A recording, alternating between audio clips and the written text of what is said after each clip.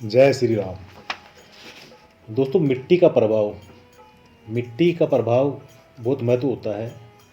जिस प्रकार भूमि में, खेत में या खेत खलिहानों में, बगीचे में, गार्डन में मिट्टी बढ़िया नहीं होगी, अच्छी नहीं होगी तो उसमें फसल या बीज नहीं उगेंगे, पेड़ पौधे नहीं उगेंगे, नहीं पनपेंगे। उसी प्रकार जिस भूमि में जैसे कर्म किए जाते हैं वैसे ही संस्कार वह भूमि प्राप्त कर लेती है। इसलिए गृहस्थ को, गृहिणी को या गृहस्थी को अपना घर, अपना आंगन सदैव पवित्र, साफ सुथरा रखना चाहिए। दोस्तों, मार्कंडेय पुराण में एक कथा आती है।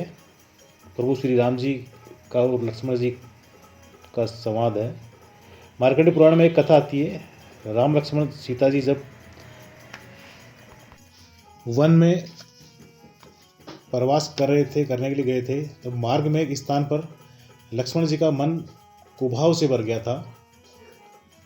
मति भ्रष्ट हो गई थी, समझो। वे सोचने लगे कि कैकेयी माता ने तो वनवास राम जी को दिया था, मुझे नहीं दिया था। मैं राम जी की सेवा के लिए कष्ट क्यों उठाऊं, क्यों कष्ट झेलूं। ये इस प्रकार के अनेकों विचार जो है भ्राता लक्ष्मण जी के मन में आने लगे। राम जी ने लक्ष्मण जी से कहा, लक्ष्मण, इस स्थान की, इस स्थल की मिट्टी अच्छी दिखती है, थोड़ा बांध लो एक पोटली में। इस पश्चात लक्ष्मण जी ने प्रभु राम जी की बात को मानते हुए, उनके आज्ञा का पालन करते हुए लक्ष्मण जी ने एक पोटली बना ली और अपने साथ ले ली। मार्ग में जब तक लक्ष्मण जी उस पोटली को लेकर चलते थे, तब उनके मन में कुभाव ही बना रहता था, गलत विचार ही आते रहते थे मन में। किंतु जैसे ही रात्रि होती, विश्राम के लिए रुकते और उस पोटली को एक तरफ रखते, नीचे रखते, उनका मन राम जी, सीता जी के लिए ममता और भक्ति भाव से भक्तिमय हो जाता, भक्ति से भर जाता था। तो दोस्तों, ये मिट्टी का बहुत प्रभाव पड़ता है। इसी तरह 2-3 दिन यही कर्म चलता रहा। कुछ समझ नहीं आया लक्ष्मण जी को। तब कुछ समझ नहीं आया तो लक्ष्मण जी ने इसका कारण राम जी से, प्रभु जी से पूछा। कि तब श्री राम जी ने कारण बताते हुए कहा, भाई, तुम्हारे मन के इस परिवर्तन के लिए दोष तुम्हारा नहीं है, तुम्हारा कोई दोष नहीं है। दोष उस मिट्टी के प्रभाव का है। जिस भूमि पर जैसे काम किए जाते हैं, जैसे कर्म किए जाते हैं, उसके अच्छे बुरे परिणाम उस भूमि भाग में, उस जगह में, उस वातावरण में घुल जाते हैं, मिल जाते हैं, रह जाते हैं, छूट जाते हैं। जिस स्थान की मिट्टी इस पोटली में है, उस स्थान पर, वहाँ पर सुंद और उपसुंद नामक 2 राक्षस, 2 दैत्य निवास किया करते थे। उन्होंने कड़ी तपस्या के द्वारा ब्रह्मा जी को प्रसन्न करके अमृतत्व का वरदान मांगा था। और ब्रह्मा जी ने उनके तपस्या तप से प्रसन्न होकर उनकी मांग को पूरी की। किंतु कुछ नियंत्रण के साथ ये वरदान उनको दिया। इस वरदान को पाकर उन दोनों भाइयों में बहुत ही उन्माद आ गया। उन दोनों भाइयों में बड़ा प्रेम था।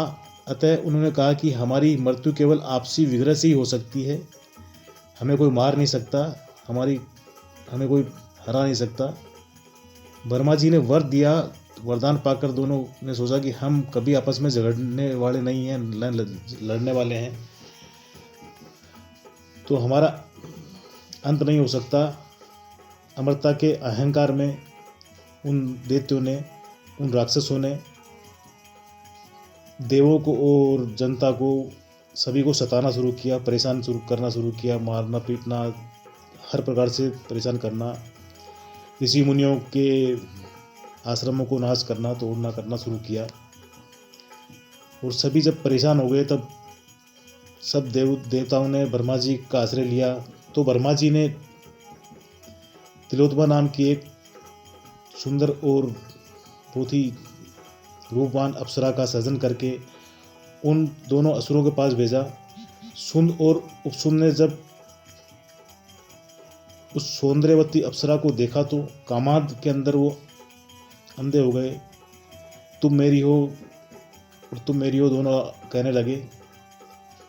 उस अप्सरा को अपनी अपनी कहने लगे, तब तिलोत्तमा ने कहा कि मैं तो विजेता के साथ विवाह करूंगी, जो जीतेगा उसी के साथ में मैं लगन करूंगी, विवाह करूंगी।